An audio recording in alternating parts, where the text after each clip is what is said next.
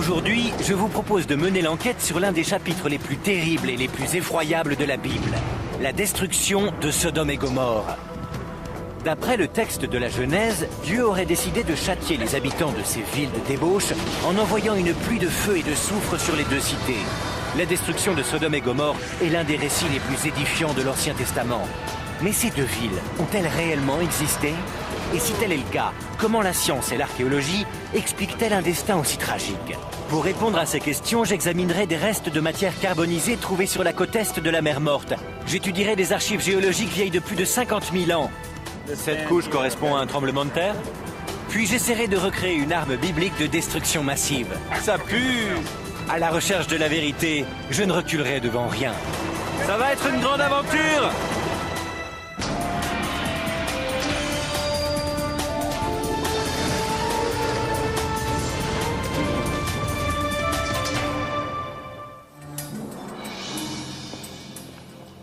Bonjour, je m'appelle Josh Bernstein. Je me trouve sur le site archéologique le plus connu de Jordanie, Petra. Est-ce que ce n'est pas spectaculaire? Si je suis en Jordanie, ce n'est pas pour explorer un lieu célébré pour sa splendeur, mais pour en apprendre plus sur la destruction de deux cités symboles de débauche, Sodome et Gomorrhe. La Genèse fait référence aux habitants de Sodome et Gomorrhe et les décrit comme des scélérats et de grands pécheurs contre l'Éternel. Il déclenche la colère de Dieu dont le châtiment s'abattra sur les deux cités.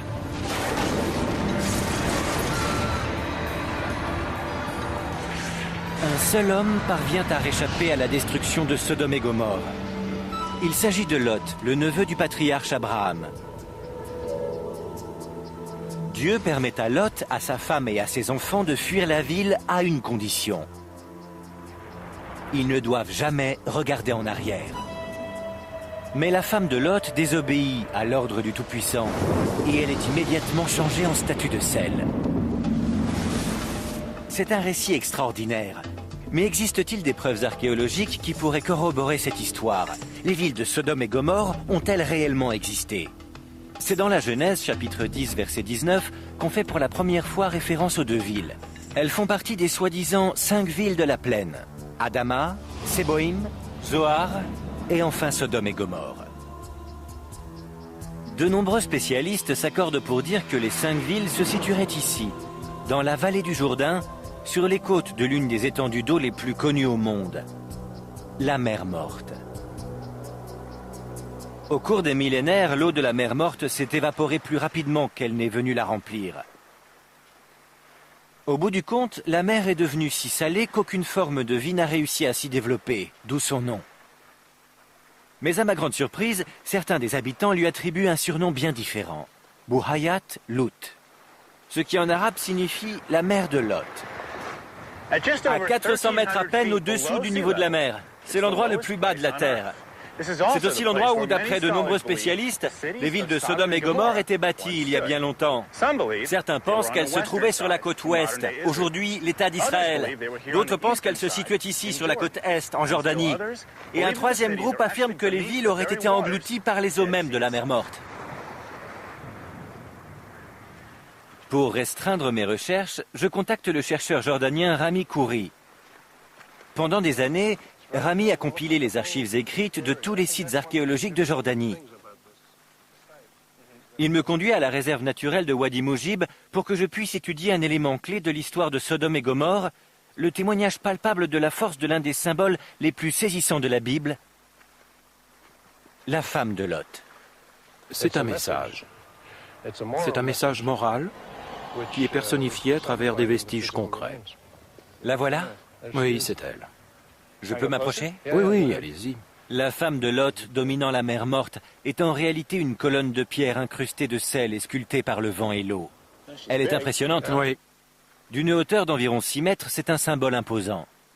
Mais un peu trop grand, cependant, pour être considéré comme autre chose qu'une sorte d'épouvantail biblique, nourri par les légendes locales. Si on oublie la légende et qu'on l'étudie d'un point de vue métaphorique, quel est le message? Le message qu'on peut tirer du texte biblique et qu'on retrouve tout au long de l'Ancien et du Nouveau Testament, c'est que le peuple doit obéir à Dieu, doit lui être fidèle et lui faire confiance. Dans le cas contraire, la punition est la mort, et c'est ainsi tout au long de la Bible. Ce serait donc une sorte de croque-mitaine qui leur dirait « Vous avez intérêt à obéir à votre Dieu si vous ne voulez pas finir en statue ». Oui, je pense. C'est la leçon à tirer de cette histoire et c'est la même dans de nombreux chapitres de la Bible. La question que l'on doit se poser est de quand date l'apparition de ces légendes? Quand est-ce que ces récits sont devenus partie intégrante des valeurs et de la mémoire collective?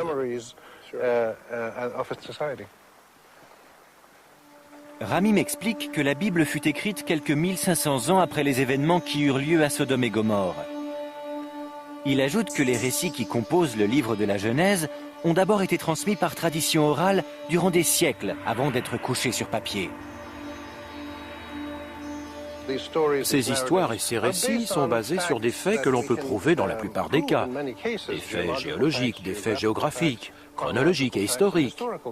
Alors Sodome et Gomorrhe auraient très bien pu exister. Je pense en effet que ces villes ont existé et qu'elles ont ensuite été détruites. Vous trouverez très certainement des sites où les indices archéologiques coïncident de façon précise avec des éléments décrits dans la Bible.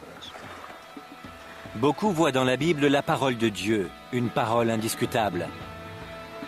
Mais l'archéologie se base sur des preuves matérielles, et Rami m'annonce qu'il a encore de nombreuses choses à me montrer. Nous effectuons notre premier arrêt dans la petite ville de Madaba, à une 50aine de kilomètres au sud d'Amman, capitale de la Jordanie. Il m'emmène voir une très ancienne mosaïque qui pourrait contenir des indices quant à l'emplacement exact des 5 villes de la plaine. Madaba jouit d'une renommée mondiale grâce aux mosaïques qui recouvrent les dalles de pierre de certaines églises grecques byzantines. La base de l'église date de l'époque byzantine et le reste a été reconstruit au XIXe siècle. Lors de la construction de Saint-Georges, une église grecque orthodoxe, les ouvriers découvrirent une mosaïque datant du VIe siècle, incrustée dans le sol de ce lieu de culte. Et alors qu'ils reconstruisaient l'église, ils ont découvert cette extraordinaire mosaïque qui représente une carte de la Terre Sainte. Rami ajoute qu'il fallut plus de 11 000 heures de travail pour créer cette mosaïque de 84 mètres carrés et que le sol était composé à l'origine de plus de 2 300 000 petites tesselles de couleur. Qu'est-ce que ça veut dire? Si on se place ici, on aperçoit Jérusalem, la ville fortifiée de Jérusalem. D'accord. Ici, vous avez le Jourdain avec les poissons qui remontent le courant, et là, c'est la mer Morte avec les 2 embarcations. Chose étonnante, les villes représentées s'alignent étroitement avec leur emplacement actuel quand on superpose une carte du XXIe siècle. On retrouve Jérusalem, Jéricho et la forteresse jordanienne située à Kérak. La précision évidente de la carte trouvée à Madaba a convaincu Rami que les villes de la plaine, Sodome et Gomorrhe inclus, se trouvaient autrefois sur la rive jordanienne de la mer Morte. Sodome et Gomorrhe sont sur cette carte? Eh bien, pas exactement, mais venez, on va passer de l'autre côté et vous allez voir. Voilà ce que je voulais vous montrer. Bala Kizupa. Ouais. C'est Bala, appelé aussi Ségor ou Zohar. Ah oui, Zohar. Rami me montre une autre église à l'est de Zohar qui porte une inscription différente. Qu'est-ce que ça veut dire? To Agios El. À Saint L ou bien au très grand L. L. Lot. Ça se pourrait. On pense que ce L signifie Lot. Malheureusement, le mot est incomplet. Mais quand on essaie, comme moi, de retracer l'histoire de Lot, c'est un bon point de départ. 2 choses sont certaines. Zohar, une des 5 cités de la plaine, ainsi que la montagne sur laquelle Lot et ses filles prirent refuge. C'est encourageant. Ça voudrait dire qu'une des cités se trouve ici? Oui.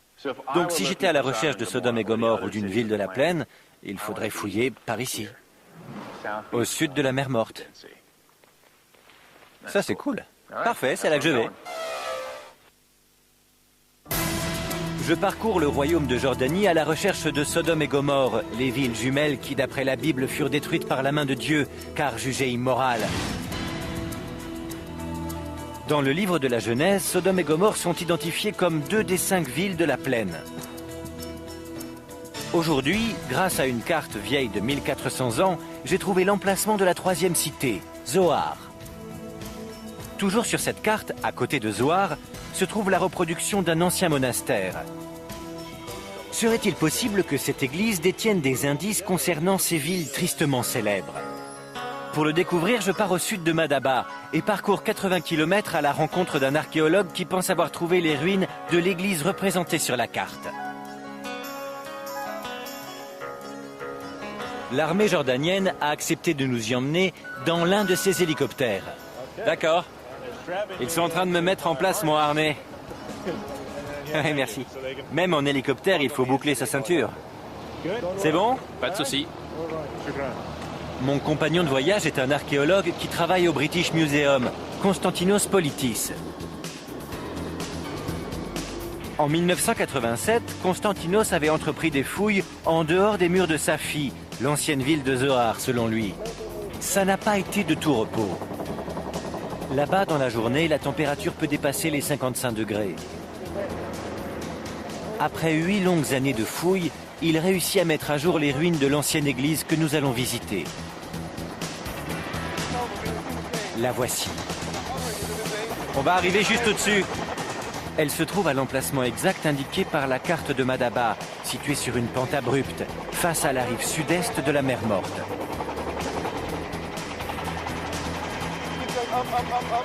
Je veux voir ça de plus près. Je sais, on va y descendre. Merci. Depuis l'hélico, nous avons une vue parfaite de l'ensemble du site. C'est tout simplement spectaculaire. Mais pourquoi construire une église dans un endroit si rocailleux et si difficilement accessible? L'hélicoptère ne peut pas se poser au sommet. Nous atterrissons au pied de la montagne, à environ 150 mètres du site archéologique. Merci. C'est parti! Pour atteindre l'ancien monastère, il faut d'abord monter une série d'escaliers en pierre, raides et en épingle à cheveux, taillés à même la montagne rocailleuse. Konstantinos m'explique que la mosaïque de Madaba l'intrigue depuis des années. Tout était déjà là? Oui. Quand vous avez commencé vos fouilles, ça ne ressemblait qu'à un vulgaire flanc de montagne. Tout à fait. Comme ceux que vous avez là. Tout était recouvert. Il n'y avait rien. La découverte de preuves solides de l'existence de l'église illustrée sur la mosaïque fut la première d'une longue série sur le site. Regardez ce sol. Oui, c'est une magnifique mosaïque, mais laissez-moi vous montrer quelque chose. Cette découverte importante, cette inscription-là. Konstantinos me montre une tablette très ancienne. La surface a souffert de l'érosion. Mais en versant un peu d'eau, les inscriptions apparaissent. On y voit mieux. C'est du grec. Il est écrit « Saint Lot, bénis tes serviteurs ». La carte de Madaba faisait référence à ce site sous le nom de l'église de Sainte-Helle, la fin du mot toujours manquante. Konstantinos est persuadé que sa découverte est la preuve qu'il s'agissait en effet de l'église de Saint-Lot, un lieu dédié au neveu d'Abraham. Si on regarde ici, on remarque une magnifique inscription grecque. Elle parle de l'évêque et de l'abbé qui s'occupaient du monastère, mais plus important encore, c'est cette date ici, avril 605 après Jésus-Christ. Cet endroit a 1400 ans. Même si cela a l'air très vieux, ce n'est rien comparé à ce qu'il découvrit derrière une porte scellée à l'arrière de l'église. Konstantinos est convaincu que cette caverne est la raison pour laquelle le monastère fut construit dans une région si difficilement accessible. C'est l'entrée. On y va? Bien sûr. Je suis venu de loin pour voir ça. De toute évidence, les moines qui ont bâti cet endroit se sont donné beaucoup de mal pour protéger la grotte. Et Konstantinos pense savoir pourquoi. Dans la Genèse, chapitre 19, verset 30, il est écrit que Lot et ses filles échappèrent à la destruction de Sodome et Gomorrhe en se réfugiant dans une grotte dans la montagne, près de Zohar. C'est sombre. Selon la théorie de Konstantinos, les moines pensaient qu'il s'agissait de la caverne en question. Alors c'est ici que finit le monastère et que commence la grotte. Ah oui, en effet. Nous avons creusé sous le sol de l'église chrétienne et on a trouvé ces murs qui ont presque 5000 ans. Regardez ces poteries. Nous avons trouvé des poteries qui indiquent qu'il s'agissait d'un lieu de sépulture ou d'une habitation. Elles datent de l'âge du bronze, c'est-à-dire d'il y a presque 5000 ans. Personne ne connaît, avec exactitude, l'année où furent détruites Sodome et Gomorrhe. D'après les estimations de certains spécialistes, la tragédie aurait eu lieu au début, voire au milieu de l'âge du bronze, entre 2500 et 1700 ans avant Jésus-Christ. Et les artefacts retrouvés sur les lieux prouvent que cette grotte fut occupée pratiquement à la même époque. Il fallait que je sache. Est-ce la grotte de Lot? Eh bien, les chrétiens ont l'air de le penser. car ils ont construit l'église juste au-dessus de cette grotte, une caverne naturelle. Mais ce n'est pas la seule. Si on observe le paysage, on peut voir que la montagne en est remplie. C'est vrai, il y a de nombreuses grottes dans la région. Pourquoi celle-là? C'est l'idée qui a été transmise par la tradition orale. Et quand les chrétiens sont arrivés, ils ont construit l'église sur ce qu'ils pensaient être la grotte occupée par Lot. C'est une question de croyance. C'est ce qu'ils pensaient. Mais il n'existe aucune preuve tangible. Pas un seul artefact qui confirme que la famille ait un jour habité dans cette caverne. Cependant, il existe un autre moyen de lever le voile sur l'histoire de Lot, de sa famille et de leur périple à travers les cités de la plaine. Je replonge au cœur des récits bibliques pour retracer le parcours que Lot aurait pu entreprendre pour arriver à la cité maudite, Sodome. Dans le chapitre 13 de la Genèse, il est écrit que Lot et son oncle Abraham partagent un terrain à Bethel, qui se trouverait aujourd'hui en Israël. Puis ils décident de se séparer. Lot part avec sa femme, ses enfants et tous ses biens direction le sud-est dans la vallée du Jourdain. Il souhaite posséder plus de terre et agrandir son troupeau. Genèse chapitre 13 verset 12. Et Lot s'établit dans les villes de la plaine et il dressa ses tentes jusqu'à Sodome. La question demeure, où se trouve Sodome? Pour retrouver la trace de Lot, je contacte des guides jordaniens qui connaissent bien la région. Selon eux, nous ne sommes plus très loin de l'endroit où Lot aurait pénétré en Jordanie, il y a 4000 ans de cela. À l'époque, ils auraient sûrement voyagé à Dodane. Mais ça, c'est bien plus amusant. Yallah! Certains chercheurs pensent que les chameaux furent introduits dans la vallée du Jourdain plusieurs siècles après l'époque à laquelle Lot vécut. Au-delà des chameaux, Lot serait très surpris de voir cette terre autrefois fertile transformée aujourd'hui en un vaste désert rocailleux.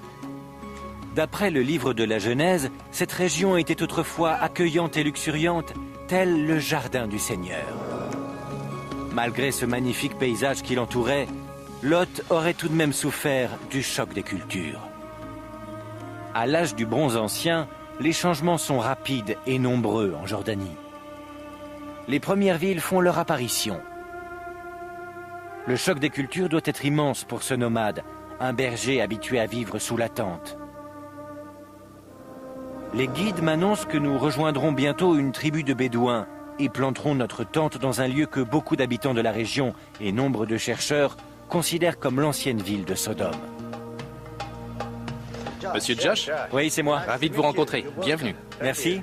Les Bédouins ont préservé un mode de vie proche de celui décrit dans la Bible, à l'époque où Lot aurait lui aussi planté sa tente hors des murs de la ville. Dites-moi simplement ce que je dois faire et je ferai de mon mieux. D'accord. Faut bien essayer. Comme Lot, les Bédouins sont des bergers. Depuis des millénaires, ces nomades refusent le mode de vie urbain. Encore à ce jour, ils continuent de déplacer leurs troupeaux de moutons et de chèvres à travers l'immensité du désert. Leurs tentes, si caractéristiques, sont faites à partir de tentures en laine de chèvres tissées, en guise de lit, de simples tapis et des oreillers. Il y a une différence entre chaque pièce? Eh bien, j'en distingue 3. Il n'y a pas vraiment de différence. Je vois. Pas de différence. Une pièce pour les femmes, 2 pour les hommes, une pour dormir et l'autre est ouverte pour les invités, les accueillir le soir. Ils peuvent s'asseoir, discuter avec les gens, raconter des histoires. Ces tentes ont très peu évolué depuis l'époque où Lot et sa famille vivaient aux portes de Sodome, comme il est écrit dans la Bible. Nous faisons un feu pour nous réchauffer avant d'aller nous coucher. On est là depuis quelques heures. Certains dorment déjà, d'autres discutent encore. En tout cas, c'était vraiment une soirée magique. Je me trouve dans cette vallée, la vallée du Jourdain, avec à l'ouest la mer Morte, et j'aperçois au loin les lumières d'Israël. Et je suis là, à parler de cette expérience et de mon voyage, dans une tente de Bédouins. C'est quelque chose qu'on ne vit qu'une fois. Un étranger dans un pays étrange. Et je parie que c'est un mode de vie qui n'a pas changé tant que ça depuis le temps où Lot et Abraham parcouraient la région de Canaan.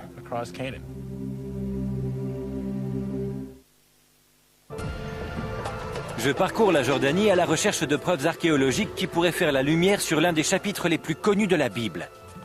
L'histoire de Sodome et Gomorrhe.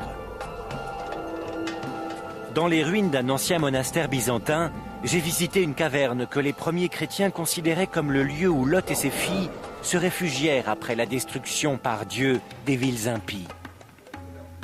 J'ai ensuite voyagé à dos de chameau pour retracer le parcours qu'aurait effectué Lot à travers la vallée du Jourdain.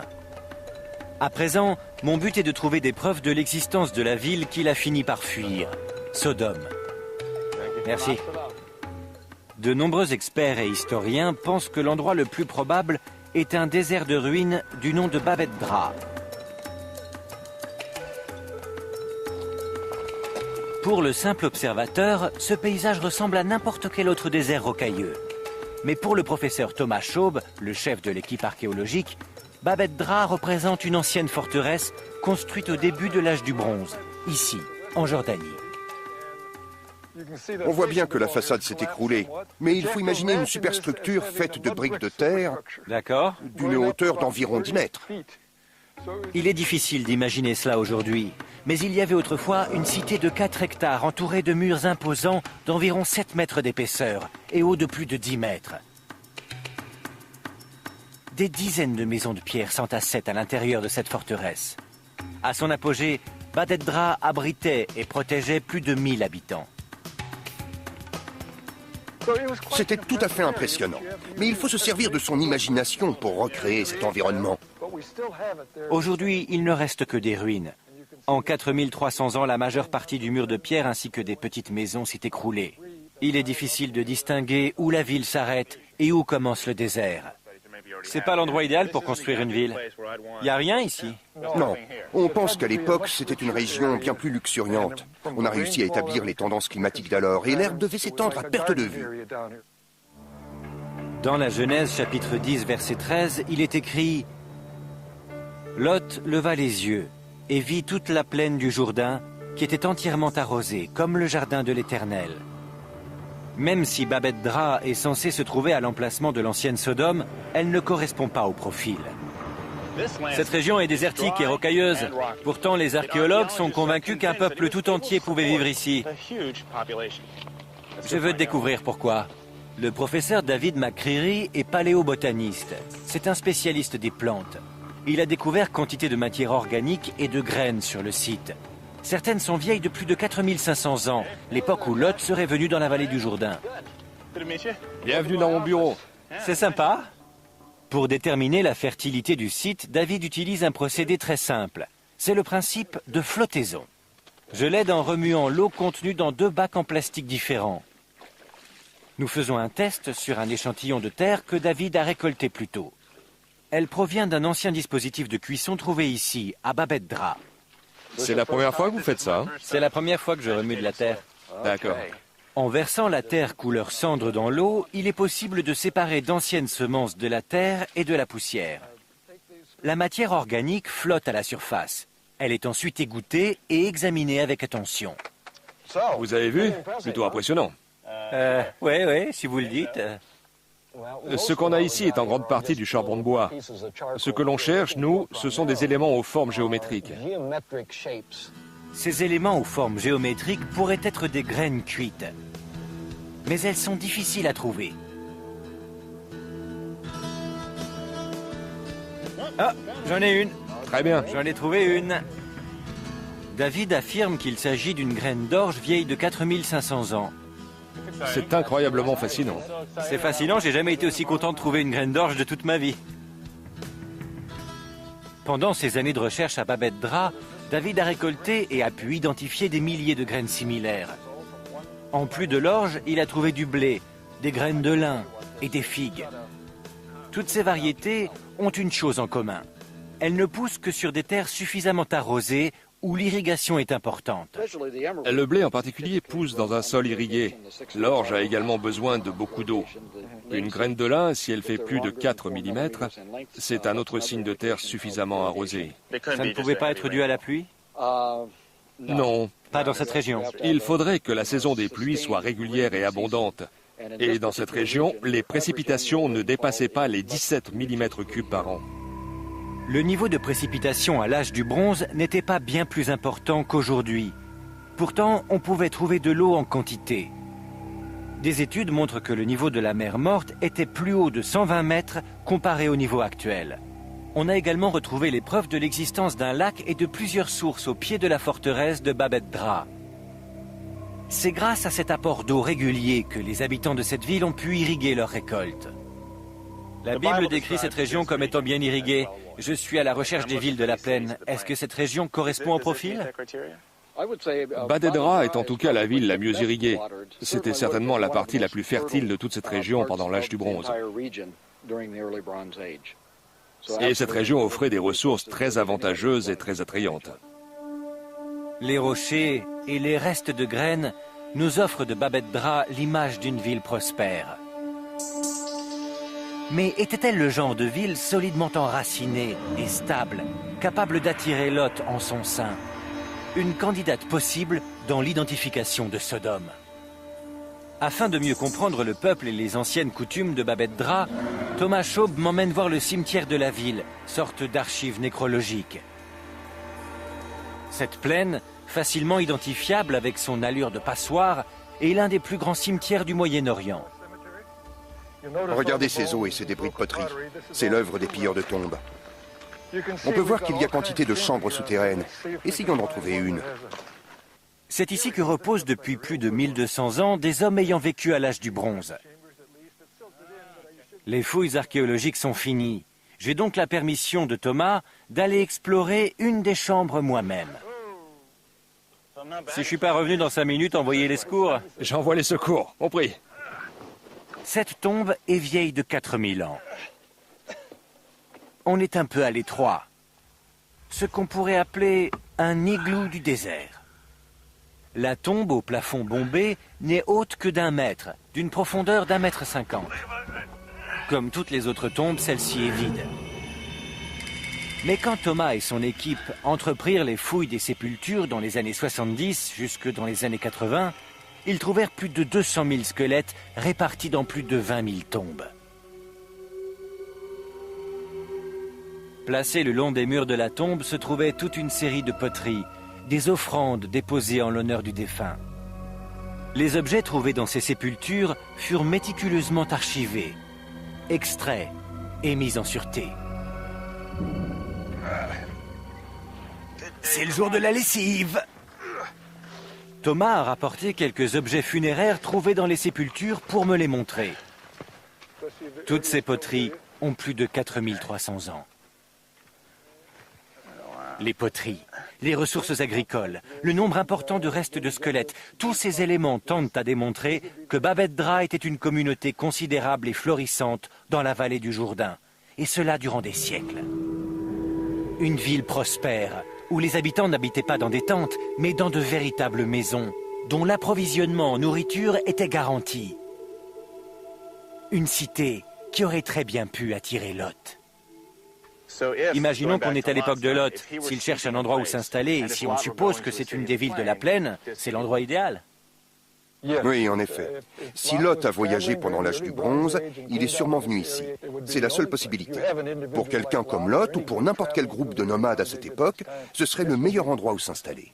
C'est la seule possibilité. Dans cette région, c'était une ville dominante, la ville phare de l'époque, à partir du 3e millénaire. Mais c'est ici que les indices archéologiques de Bab ed-Dra et la légende biblique divergent. La chute de la ville n'aurait pas été aussi dramatique que ce qui est raconté dans la Genèse. Thomas m'explique en effet que la ville aurait été progressivement abandonnée sur une période de 100 ans, alors que la Bible raconte que les villes de Sodome et Gomorrhe prirent fin dans les flammes et la destruction. Il n'existe aucune trace d'un tel cataclysme à Bab ed-Dra. Si je veux trouver Sodome, je dois d'abord découvrir et prouver qu'un gigantesque incendie a bien eu lieu dans la région. Je retrace le parcours de Lot, neveu d'Abraham, grande figure biblique, à la recherche des 2 villes impies, Sodome et Gomorrhe. J'ai exploré les ruines d'un site datant du début de l'âge du bronze, identifié par certains comme la ville de Sodome, mentionnée dans la Bible. J'ai également visité un haut lieu de sépulture, l'un des plus grands cimetières du Moyen-Orient. Mais cette ancienne cité ne montre aucun signe de destruction par le feu. Et dans la Bible, la description des dernières heures de Sodome et Gomorrhe est aussi claire qu'apocalyptique.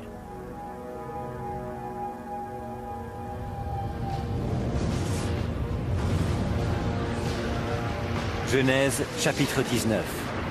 Alors, l'Éternel fit pleuvoir du ciel sur Sodome et sur Gomorrhe du soufre et du feu.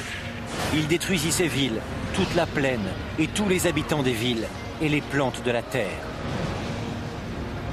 Il est question de puissance dévastatrice absolue, détruisant le territoire sur des kilomètres dans la plaine de la mer Morte.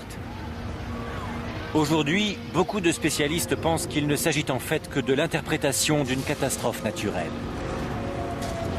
Si la destruction de Sodome et Gomorrhe était si terrible que la Bible le décrit, ne devrait-il pas exister des preuves géologiques du phénomène? Pour le découvrir, je pars vers l'ouest et quitte la Jordanie pour l'État d'Israël, dans une ville appelée En-Gedi, à une 60aine de kilomètres de Babet-Dra. Je suis accompagné du professeur Shmuel Marco, un expert en géologie qui s'est spécialisé dans la région. Il veut me montrer l'empreinte laissée par les tremblements de terre qui ont très souvent secoué la région. Tremblements de terre qui ont aussi eu lieu à l'époque d'Abraham et de Lot, voire même bien avant. Ensemble, nous allons examiner la paroi d'une falaise de calcaire blanc à la recherche d'indices dans la mémoire géologique. Des indices qui pourraient expliquer le cataclysme qui causa la perte de Sodome et Gomorrhe. Nous allons grimper par ici. Le matériel est prêt. C'est assez à pic par ici. Nous allons descendre cette falaise en rappel. Génial. D'accord. Après vous. Shmuel me dit qu'il y a eu 17 tremblements de terre enregistrés dans la région. Et cela rien que sur les 100 dernières années. La mer Salée se trouve juste au-dessus d'une gigantesque faille géologique. Cette déchirure de l'écorce terrestre s'étend du Liban jusqu'au Mozambique. Longue de 7800 km, cette ligne terrestre sépare les plaques tectoniques africaines et arabes. Si cette faille était active à l'époque de Sodome et Gomorrhe, un tremblement de terre pourrait-il être à l'origine de la destruction des deux villes? Quelle vue merveilleuse! On aperçoit la mer Morte. Au fond, nous avons les montagnes de Moab. Et là, nous marchons sur ce qui était un lac il y a très longtemps. Il a disparu à la fin de la dernière période glaciaire, il y a environ 15 000 ans. Une diminution dramatique de la nappe phréatique a entraîné un assèchement total du lac, ainsi qu'une élévation considérable de son lit. Aujourd'hui, il est donc entouré d'un ravin aride et rocailleux, haut de 45 mètres. L'idée est de descendre en rappel le long de la paroi rocheuse pour que Shmuel puisse me montrer les différentes couches de sédiments qui se déposaient à mesure que le lac se tarissait. Allez, c'est parti!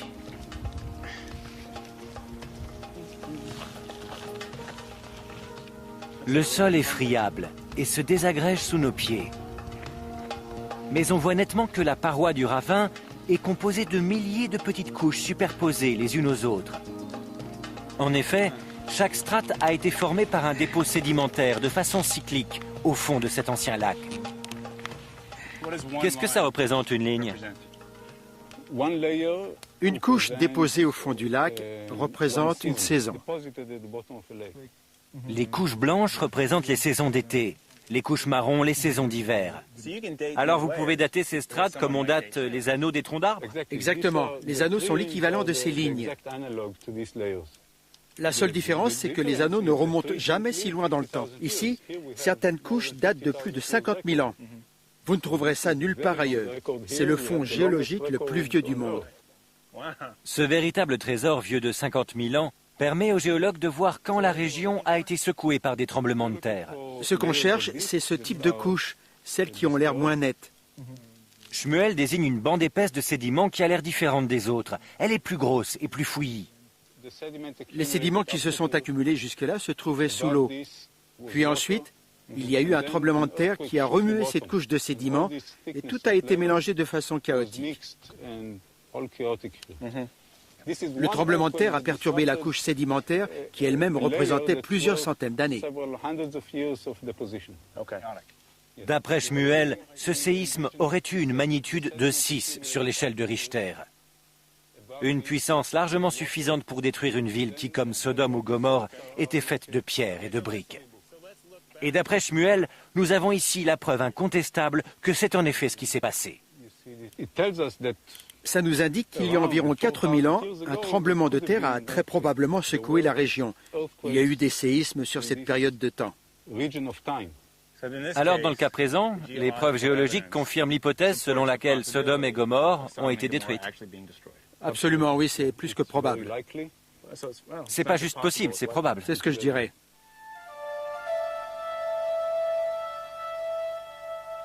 Cependant, un tremblement de terre ne peut pas tout expliquer. Si je veux corroborer l'histoire de la destruction de Sodome et Gomorrhe, il me faut plus qu'une secousse sismique. Je dois trouver des flammes et du soufre. Et j'ai exactement l'homme qu'il me faut. Je retrouve Rami Khouri sur la côte est de la mer Morte, sur la péninsule de Lisan. Nous sommes à moins de 15 km des ruines de Babet Dra, à environ 30 km de Safi, considérée comme l'ancienne ville de Zoar. Rami a eu une idée intéressante.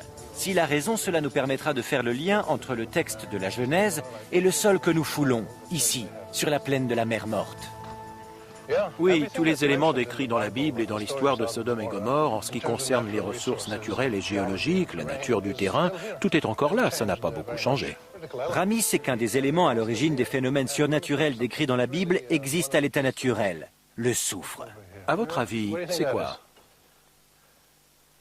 Je ne sais pas, on dirait de la craie. C'est du soufre, à l'état pur. Du soufre? Du soufre à l'état pur, d'une très grande qualité. Ça en a le goût, hein. Et on en trouve dans cette falaise? Pas seulement ici, on en trouve dans toute la région. Cet endroit en déborde. On va en ramasser encore un peu et je vais vous montrer un phénomène intéressant.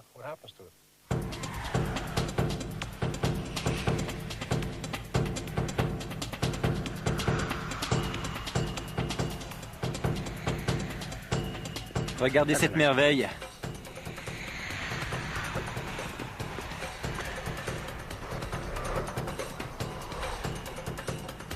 J'assure, hein.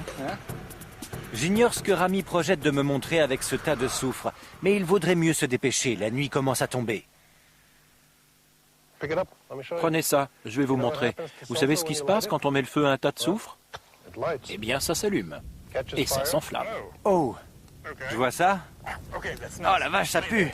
C'est bon, vous pouvez le reposer. Donc on a ici du soufre en flamme. Ça ne vous rappelle pas quelque chose? Le soufre a des propriétés incroyables. Oui, la plupart des gens ignorent que c'est un combustible. On trouve des références aux flammes et au soufre tout au long de la Bible. D'ailleurs, ils sont les instruments préférés du châtiment divin. Rami ajoute que le soufre était utilisé comme combustible dans la région de la mer Morte pendant des milliers d'années. Mais je n'ai toujours aucune preuve tangible que des boules de soufre en flammes soient un jour tombées du ciel. On a quand même expliqué un phénomène majeur décrit dans la Bible, et le plus étonnant, c'est que c'est la nature qui nous l'offre. Tout n'est qu'une question de point de vue. Ça confère encore plus de crédibilité à l'histoire de Sodome et Gomorrhe. Une chose est sûre, pour les habitants de la région, c'est tout à fait possible que ce soit à cause d'un phénomène naturel ou dû à une intervention divine. Alors quand on parle de flammes et de soufre, voici à quoi ça ressemble. Ça vous plairait de recevoir ça sur la tête?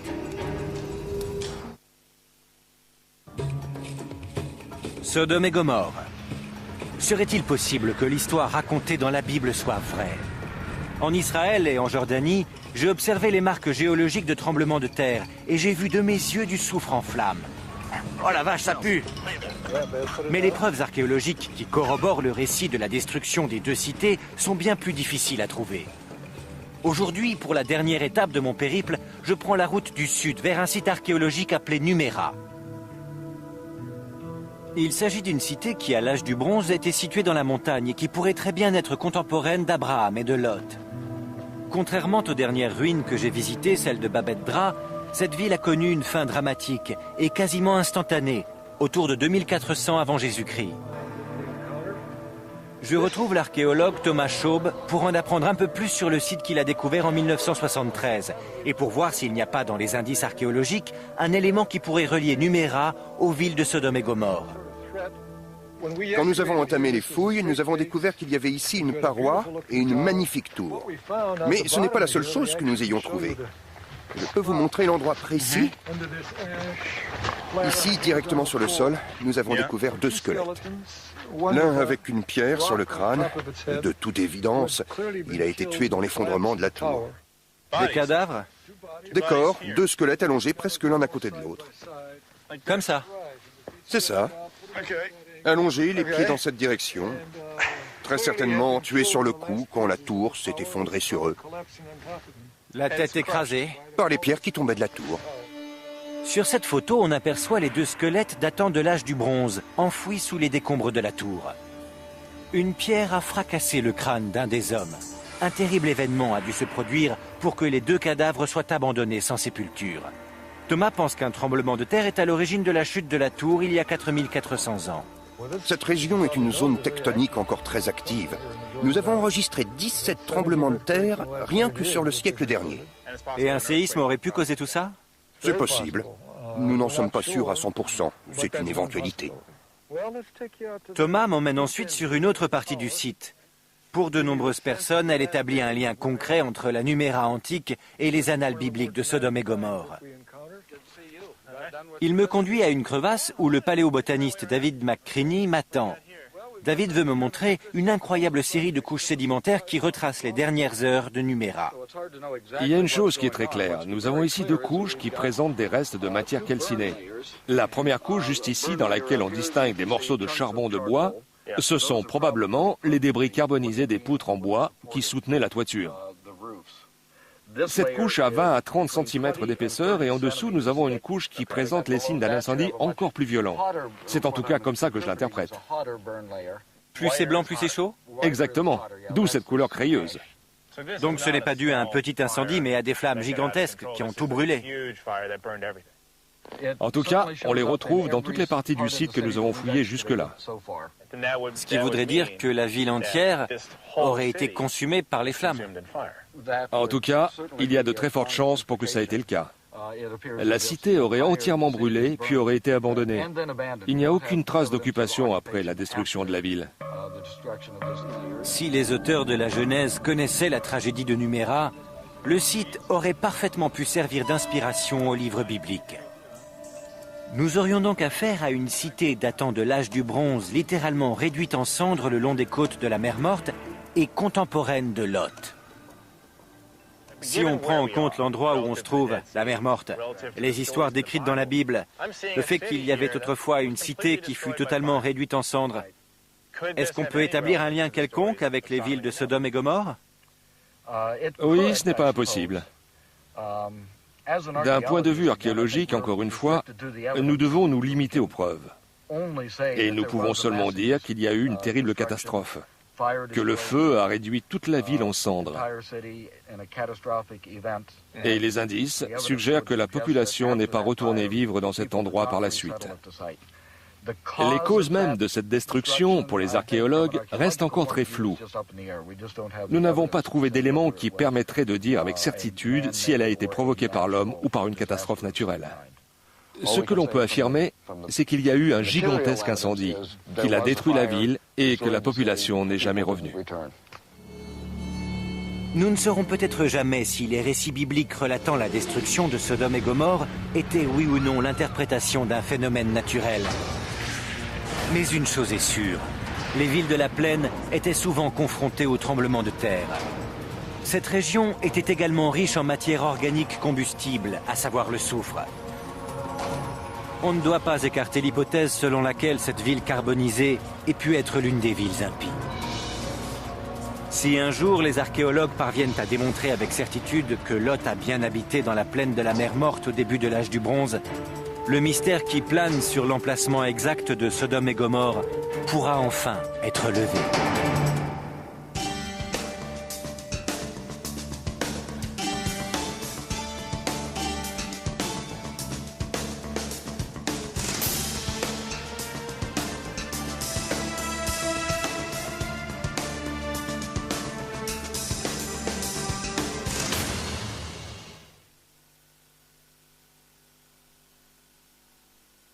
Sodome et Gomorrhe est les décrit comme des scélérats et de grands pécheurs contre l'Éternel.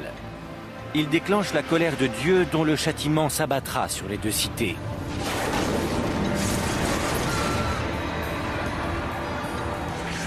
Un seul homme parvient à réchapper à la destruction de Sodome et Gomorrhe. Il s'agit de Lot, le neveu du patriarche Abraham. Dieu permet à Lot, à sa femme et à ses enfants de fuir la ville à une condition. Ils ne doivent jamais regarder en arrière. Mais la femme de Lot désobéit à l'ordre du Tout-Puissant et elle est immédiatement changée en statue de sel. C'est un récit extraordinaire. Mais existe-t-il des preuves archéologiques qui pourraient corroborer cette histoire? Les villes de Sodome et Gomorrhe ont-elles réellement existé? C'est dans la Genèse, chapitre 10, verset 19, qu'on fait pour la première fois référence aux deux villes. Elles font partie des soi-disant 5 villes de la plaine. Adama, Séboïm, Zoar et enfin Sodome et Gomorrhe. De nombreux spécialistes s'accordent pour dire que les 5 villes se situeraient ici, dans la vallée du Jourdain, sur les côtes de l'une des étendues d'eau les plus connues au monde, la mer Morte. Au cours des millénaires, l'eau de la mer Morte s'est évaporée plus rapidement qu'elle n'est venue la remplir. Au bout du compte, la mer est devenue si salée qu'aucune forme de vie n'a réussi à s'y développer, d'où son nom. Mais à ma grande surprise, certains des habitants lui attribuent un surnom bien différent, Bouhayat Lut, ce qui en arabe signifie la mer de Lot. À 400 mètres à peine au-dessous du niveau de la mer. C'est l'endroit le plus bas de la Terre. C'est aussi l'endroit où, d'après de nombreux spécialistes, les villes de Sodome et Gomorrhe étaient bâties il y a bien longtemps. Certains pensent qu'elles se trouvaient sur la côte ouest, aujourd'hui l'État d'Israël. D'autres pensent qu'elles se situaient ici, sur la côte est, en Jordanie. Et un troisième groupe affirme que les villes auraient été englouties par les eaux mêmes de la mer Morte. Pour restreindre mes recherches, je contacte le chercheur jordanien Rami Khoury. Pendant des années, Rami a compilé les archives écrites de tous les sites archéologiques de Jordanie. Il me conduit à la réserve naturelle de Wadi Moujib pour que je puisse étudier un élément clé de l'histoire de Sodome et Gomorrhe, le témoignage palpable de la force de l'un des symboles les plus saisissants de la Bible, la femme de Lot. C'est un message. C'est un message moral qui est personnifié à travers des vestiges concrets. La voilà? Oui, c'est elle. Je peux m'approcher? Oui, allez-y. La femme de Lot, dominant la mer Morte, est en réalité une colonne de pierre incrustée de sel et sculptée par le vent et l'eau. Elle est impressionnante. Oui. D'une hauteur d'environ 6 mètres, c'est un symbole On dit qu'il y a environ 4000 ans, un tremblement de terre a très probablement secoué la région. Il y a eu des séismes sur cette période de temps. Alors, dans le cas présent, les preuves géologiques confirment l'hypothèse selon laquelle Sodome et Gomorrhe ont été détruites. Absolument, oui, c'est plus que probable. C'est pas juste possible, c'est probable. C'est ce que je dirais.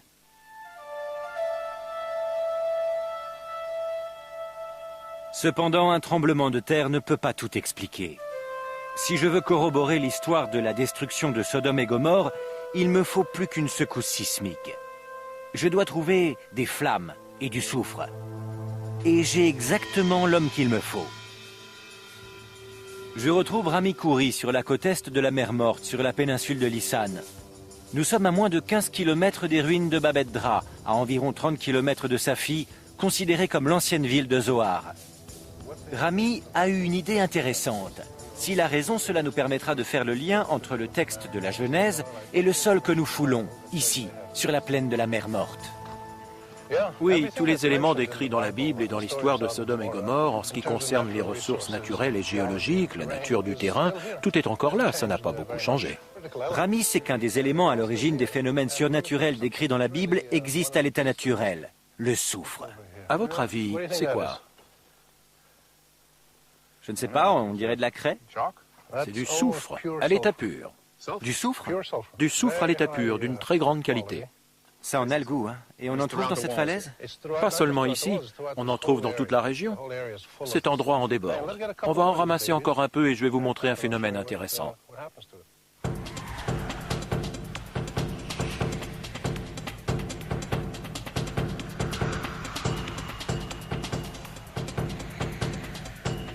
Regardez cette merveille.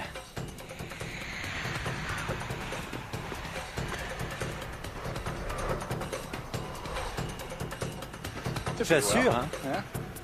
J'ignore ce que Rami projette de me montrer avec ce tas de soufre, mais il vaudrait mieux se dépêcher, la nuit commence à tomber. Prenez ça, je vais vous montrer. Vous savez ce qui se passe quand on met le feu à un tas de soufre? Eh bien, ça s'allume. Et ça s'enflamme. Oh, je vois ça.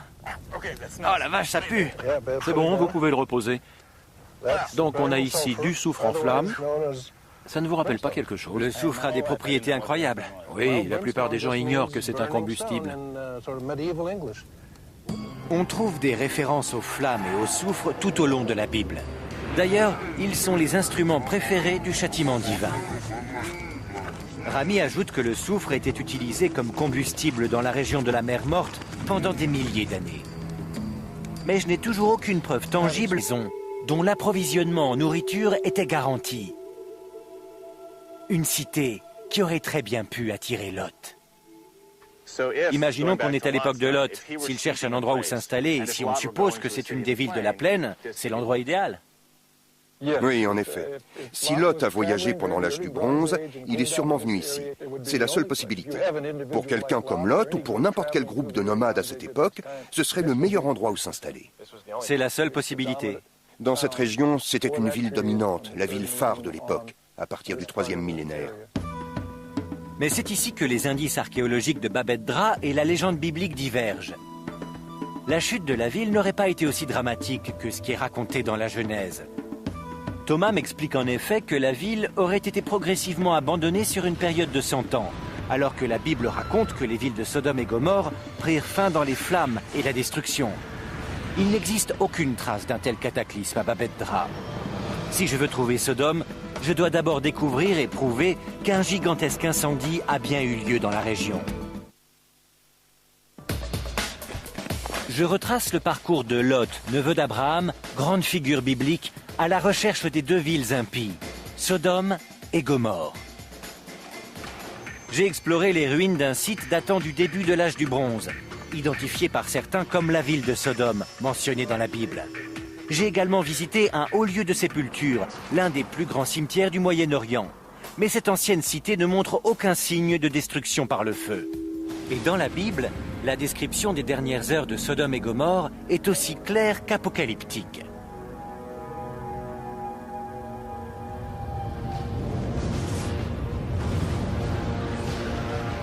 Genèse, chapitre 19. Alors, l'Éternel fit pleuvoir du ciel sur Sodome et sur Gomorrhe du soufre et du feu. Il détruisit ces villes, toute la plaine et tous les habitants des villes et les plantes de la terre. Il est question de puissance dévastatrice absolue, détruisant le territoire sur des kilomètres dans la plaine de la mer Morte. Aujourd'hui, beaucoup de spécialistes pensent qu'il ne s'agit en fait que de l'interprétation d'une catastrophe naturelle. Si la destruction de Sodome et Gomorrhe était si terrible que la Bible le décrit, ne devrait-il pas exister des preuves géologiques du phénomène? Pour le découvrir, je pars vers l'ouest et quitte la Jordanie pour l'État d'Israël, dans une ville appelée En-Gedi, à une 60aine de kilomètres de Babet-Dra. Je suis accompagné du professeur Shmuel Marco, un expert en géologie qui s'est spécialisé dans la région. Il veut me montrer l'empreinte laissée par les tremblements de terre qui ont très souvent secoué la région. Tremblements de terre qui ont aussi eu lieu à l'époque d'Abraham. Et il est difficile d'imaginer cela aujourd'hui. Mais il y avait autrefois une cité de 4 hectares entourée de murs imposants d'environ 7 mètres d'épaisseur et hauts de plus de 10 mètres. Des dizaines de maisons de pierre s'entassaient à l'intérieur de cette forteresse. À son apogée, Babet-Dra abritait et protégeait plus de 1000 habitants.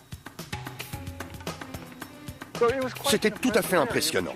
Mais il faut se servir de son imagination pour recréer cet environnement. Aujourd'hui, il ne reste que des ruines. En 4300 ans, la majeure partie du mur de pierre ainsi que des petites maisons s'est écroulée. Il est difficile de distinguer où la ville s'arrête et où commence le désert. C'est pas l'endroit idéal pour construire une ville. Il n'y a rien ici. Non, on pense qu'à l'époque, c'était une région bien plus luxuriante. On a réussi à établir les tendances climatiques d'alors et l'herbe devait s'étendre à perte de vue.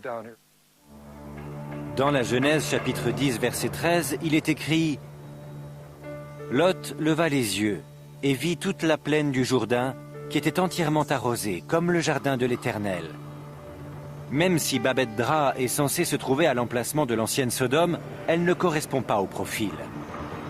Cette région est désertique et rocailleuse. Pourtant, les archéologues sont convaincus qu'un peuple tout entier pouvait vivre ici. Je veux découvrir pourquoi. Le professeur David McCreary est paléobotaniste. C'est un spécialiste des plantes. Il a découvert quantité de matière organique et de graines sur le site. Certaines sont vieilles de plus de 4500 ans, l'époque où Lot serait venu dans la vallée du Jourdain. Bienvenue dans mon bureau. C'est sympa. Pour déterminer la fertilité du site, David utilise un procédé très simple. C'est le principe de flottaison. Je l'aide en remuant l'eau contenue dans 2 bacs en plastique différents. Nous faisons un test sur un échantillon de terre que David a récolté plus tôt. Elle provient d'un ancien dispositif de cuisson trouvé ici, à Babette Drap. C'est la première fois que vous faites ça, hein? C'est la première fois que je remue de la terre. D'accord.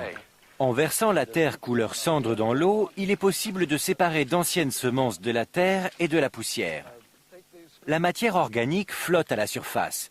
Elle est ensuite égouttée et examinée avec attention. Vous avez vu? Plutôt impressionnant. Oui, si vous le dites. Ce qu'on a ici est en grande partie du charbon de bois. Ce que l'on cherche, nous, ce sont des éléments aux formes géométriques. Ces éléments aux formes géométriques pourraient être des graines cuites. Mais elles sont difficiles à trouver. Ah, j'en ai une. Très bien. J'en ai trouvé une. David affirme qu'il s'agit d'une graine d'orge vieille de 4500 ans. C'est incroyablement fascinant. C'est fascinant, j'ai jamais été aussi content de trouver une graine d'orge de toute ma vie. Pendant ces années, ils ne doivent jamais regarder en arrière. Mais la femme de Lot désobéit à l'ordre du Tout-Puissant et elle est immédiatement changée en statue de sel. C'est un récit extraordinaire. Mais existe-t-il des preuves archéologiques qui pourraient corroborer cette histoire? Les villes de Sodome et Gomorrhe ont-elles réellement existé? C'est dans la Genèse, chapitre 10, verset 19, qu'on fait pour la première fois référence aux 2 villes. Elles font partie des soi-disant 5 villes de la plaine. Adama, Séboïm, Zoar et enfin Sodome et Gomorrhe. De nombreux spécialistes s'accordent pour dire que les 5 villes se situeraient ici, dans la vallée du Jourdain, sur les côtes de l'une des étendues d'eau les plus connues au monde, la mer Morte. Au cours des millénaires, l'eau de la mer Morte s'est évaporée plus rapidement qu'elle n'est venue la remplir. Au bout du compte, la mer est devenue si salée qu'aucune forme de vie n'a réussi à s'y développer, d'où son nom. Mais à ma grande surprise, certains des habitants lui attribuent un surnom bien différent, Bouhayat Lut, ce qui en arabe signifie la mer de Lot. À 400 mètres à peine au-dessous du niveau de la mer. C'est l'endroit le plus bas de la Terre. C'est aussi l'endroit où, d'après de nombreux spécialistes, les villes de Sodome et Gomorrhe étaient bâties il y a bien longtemps. Certains pensent qu'elles se trouvaient sur la côte ouest, aujourd'hui l'État d'Israël. D'autres pensent qu'elles se situaient ici, sur la côte est, en Jordanie. Et un troisième groupe affirme que les villes auraient été englouties par les eaux mêmes de la mer Morte. Pour restreindre mes recherches, je contacte le chercheur jordanien Rami Khoury. Pendant des années, Rami a compilé les archives écrites de tous les sites archéologiques de Jordanie. Il me conduit à la réserve naturelle de Wadi Moujib pour que je puisse étudier un élément clé de l'histoire de Sodome et Gomorrhe, le témoignage palpable de la force de l'un des symboles les plus saisissants de la Bible, la femme de Lot. C'est un message. C'est un message moral qui est personnifié à travers des vestiges concrets. La voilà? Oui, c'est elle. Je peux m'approcher? Oui, allez-y. La femme de Lot, dominant la mer Morte, est en réalité une colonne de pierre incrustée de sel et sculptée par le vent et l'eau. Elle est impressionnante. Oui. D'une hauteur d'environ 6 mètres, c'est un symbole imposant. Mais un peu trop grand, cependant, pour être considéré comme autre chose qu'une sorte d'épouvantail biblique, nourri par les légendes locales. Si on oublie la légende et qu'on l'étudie d'un point de vue métaphorique, quel est le message? Le message qu'on peut tirer du texte biblique et qu'on retrouve tout au long de l'Ancien et du Nouveau Testament, c'est que le peuple doit obéir à Dieu, doit lui être fidèle et lui faire confiance. Dans le cas contraire, la punition est la mort, et c'est ainsi tout au long de la Bible. Ce serait donc une sorte de croque-mitaine qui leur dirait de prendre pour arriver à la cité maudite, Sodome. Dans le chapitre 13 de la Genèse, il est écrit que Lot et son oncle Abraham partagent un terrain à Bethel, qui se trouverait aujourd'hui en Israël. Puis ils décident de se séparer. Lot part avec sa femme, ses enfants et tous ses biens direction le sud-est dans la vallée du Jourdain. Il souhaite posséder plus de terre et agrandir son troupeau. Genèse chapitre 13 verset 12. Et Lot s'établit dans les villes de la plaine, et il dressa ses tentes jusqu'à Sodome. La question demeure, où se trouve Sodome? Pour retrouver la trace de Lot, je contacte des guides jordaniens qui connaissent bien la région. Selon eux, nous ne sommes plus très loin de l'endroit où Lot aurait pénétré en Jordanie, il y a 4000 ans de cela. À l'époque, ils auraient sûrement voyagé à Dodane. Mais ça, c'est bien plus amusant. Yallah! Certains chercheurs pensent que les chameaux furent introduits dans la vallée du Jourdain plusieurs siècles après l'époque à laquelle Lot vécut. Au-delà des chameaux, Lot serait très surpris de voir cette terre autrefois fertile transformée aujourd'hui en un vaste désert rocailleux. D'après le livre de la Genèse, cette région était autrefois accueillante et luxuriante, tel le jardin du Seigneur. Malgré ce magnifique paysage qui l'entourait, Lot aurait tout de même souffert du choc des cultures. À l'âge du bronze ancien, les changements sont rapides et nombreux en Jordanie. Les premières villes font leur apparition. Le choc des cultures doit être immense pour ce nomade, un berger habitué à vivre sous la tente. Les guides m'annoncent que nous rejoindrons bientôt une tribu de Bédouins et planterons notre tente dans un lieu que beaucoup d'habitants de la région et nombre de chercheurs considèrent comme l'ancienne ville de Sodome. Monsieur Josh? Oui, c'est moi. Ravi de vous rencontrer. Bienvenue. Merci. Les Bédouins ont préservé un mode de vie proche de celui décrit dans la Bible, à l'époque où Lot aurait lui aussi planté sa tente hors des murs de la ville. Dites-moi simplement ce que je dois faire et je ferai de mon mieux. D'accord. Faut bien essayer. Comme Lot, les Bédouins sont des bergers. Depuis des millénaires, ces nomades refusent le mode de vie urbain. Encore à ce jour, ils continuent de déplacer leurs troupeaux de moutons et de chèvres à travers l'immensité du désert. Leurs tentes, si caractéristiques, sont faites à partir de tentures en laine de chèvres tissées, en guise de lit, de simples tapis et des oreillers. Il y a une différence entre chaque pièce? Eh bien, j'en distingue 3. Il n'y a pas vraiment de différence. Je vois. Pas de différence.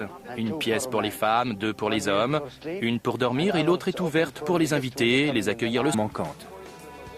Constantinos est persuadé que sa découverte est la preuve qu'il s'agissait en effet de l'église de Saint-Lot, un lieu dédié au neveu d'Abraham. Si on regarde ici, on remarque une magnifique inscription grecque. Elle parle de l'évêque et de l'abbé qui s'occupaient du monastère, mais plus important encore, c'est cette date ici, avril 605 après Jésus-Christ. Cet endroit a 1400 ans.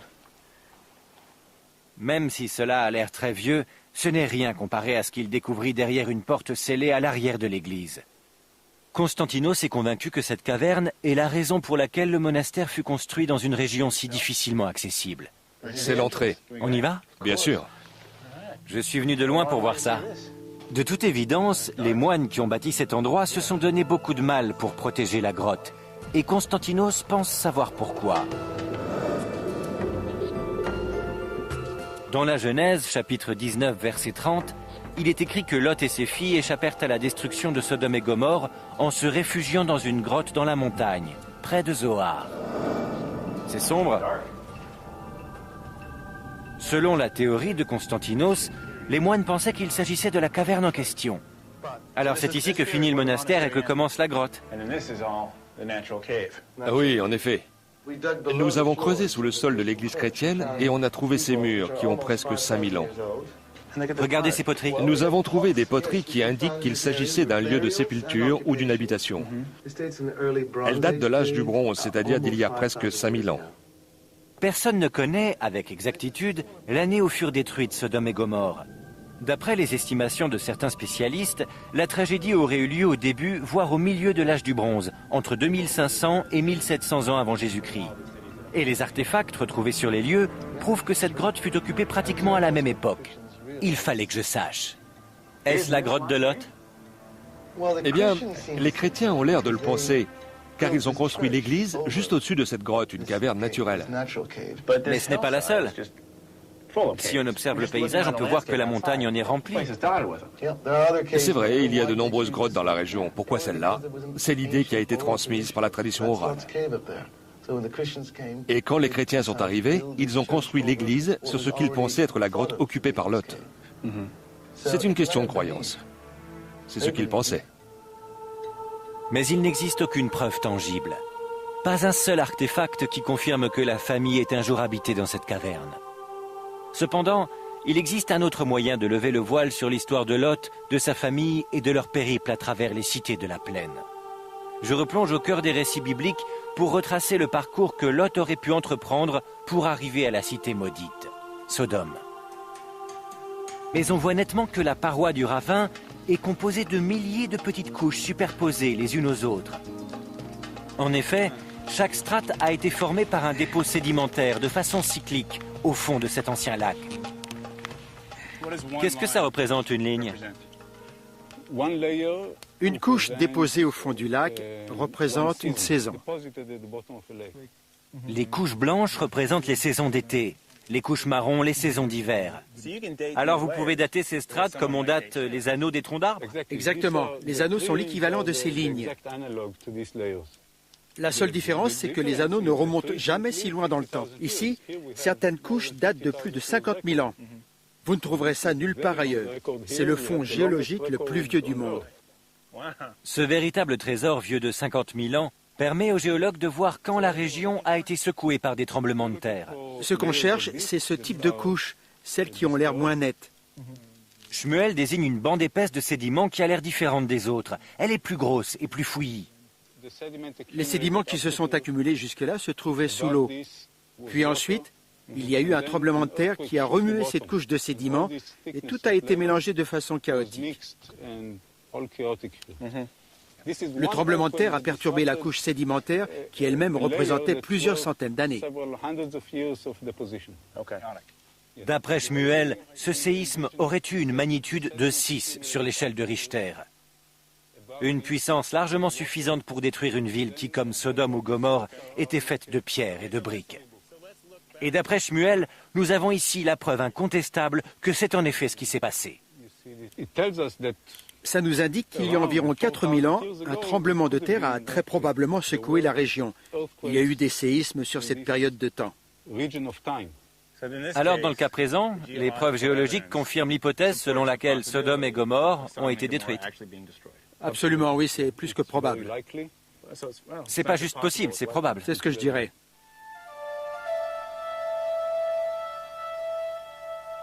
Cependant, un tremblement de terre ne peut pas tout expliquer.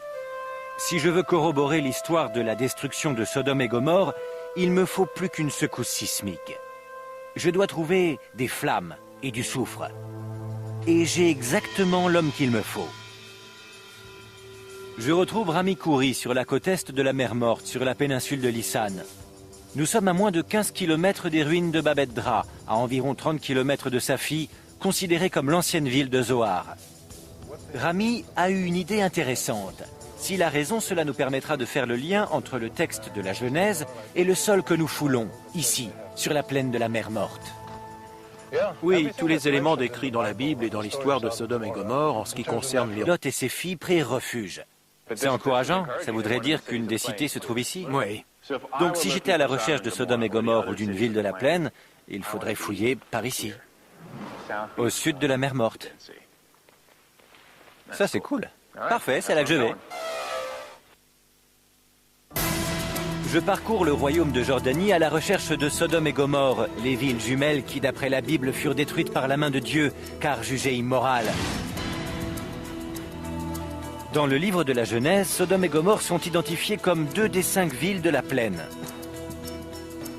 Aujourd'hui, grâce à une carte vieille de 1400 ans, j'ai trouvé l'emplacement de la 3e cité, Zoar. Toujours sur cette carte, à côté de Zoar, se trouve la reproduction d'un ancien monastère. Serait-il possible que cette église détienne des indices concernant ces villes tristement célèbres? Pour le découvrir, je pars au sud de Madaba et parcours 80 km à la rencontre d'un archéologue qui pense avoir trouvé les ruines de l'église représentée sur la carte. L'armée jordanienne a accepté de nous y emmener dans l'un de ses hélicoptères. D'accord. Ils sont en train de me mettre en place mon harnais. Merci. Même en hélicoptère, il faut boucler sa ceinture. C'est bon? Pas de souci. Mon compagnon de voyage est un archéologue qui travaille au British Museum, Konstantinos Politis. En 1987, Konstantinos avait entrepris des fouilles en dehors des murs de Safi, l'ancienne ville de Zoar, selon lui. Ça n'a pas été de tout repos. Là-bas, dans la journée, la température peut dépasser les 55 degrés. Après 8 longues années de fouilles, il réussit à mettre à jour les ruines de l'ancienne église que nous allons visiter. La voici. On va arriver juste au-dessus. Elle se trouve à l'emplacement exact indiqué par la carte de Madaba, située sur une pente abrupte, face à la rive sud-est de la mer Morte.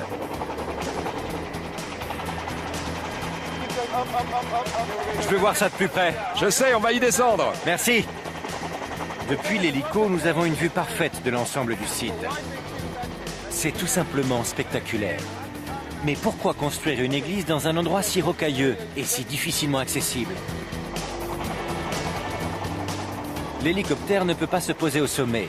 Nous atterrissons au pied de la montagne, à environ 150 mètres du site archéologique. Merci. C'est parti!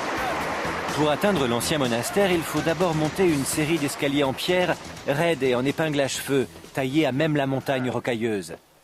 Konstantinos m'explique que la mosaïque de Madaba l'intrigue depuis des années. Ce sont probablement les débris carbonisés des poutres en bois qui soutenaient la toiture. Cette couche a 20 à 30 cm d'épaisseur et en dessous, nous avons une couche qui présente les signes d'un incendie encore plus violent. C'est en tout cas comme ça que je l'interprète. Plus c'est blanc, plus c'est chaud? Exactement, d'où cette couleur crayeuse. Donc ce n'est pas dû à un petit incendie, mais à des flammes gigantesques qui ont tout brûlé. En tout cas, on les retrouve dans toutes les parties du site que nous avons fouillées jusque-là. Ce qui voudrait dire que la ville entière aurait été consumée par les flammes. En tout cas, il y a de très fortes chances pour que ça ait été le cas. La cité aurait entièrement brûlé, puis aurait été abandonnée. Il n'y a aucune trace d'occupation après la destruction de la ville. Si les auteurs de la Genèse connaissaient la tragédie de Numéra, le site aurait parfaitement pu servir d'inspiration au livre biblique. Nous aurions donc affaire à une cité datant de l'âge du bronze, littéralement réduite en cendres le long des côtes de la mer Morte et contemporaine de Lot. Si on prend en compte l'endroit où on se trouve, la mer Morte, les histoires décrites dans la Bible, le fait qu'il y avait autrefois une cité qui fut totalement réduite en cendres, est-ce qu'on peut établir un lien quelconque avec les villes de Sodome et Gomorrhe?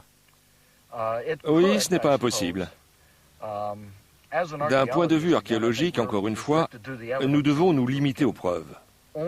Et nous pouvons seulement dire qu'il y a eu une terrible catastrophe, que le feu a réduit toute la ville en cendres. Et les indices suggèrent que la population n'est pas retournée vivre dans cet endroit par la suite. Les causes mêmes de cette destruction, pour les archéologues, restent encore très floues. Nous n'avons pas trouvé d'éléments qui permettraient de dire avec certitude si elle a été provoquée par l'homme ou par une catastrophe naturelle. Ce que l'on peut affirmer, c'est qu'il y a eu un gigantesque incendie, qu'il a détruit la ville et que la population n'est jamais revenue. Nous ne saurons peut-être jamais si les récits bibliques relatant la destruction de Sodome et Gomorrhe étaient oui ou non l'interprétation d'un phénomène naturel. Mais une chose est sûre, les villes de la plaine étaient souvent confrontées aux tremblements de terre.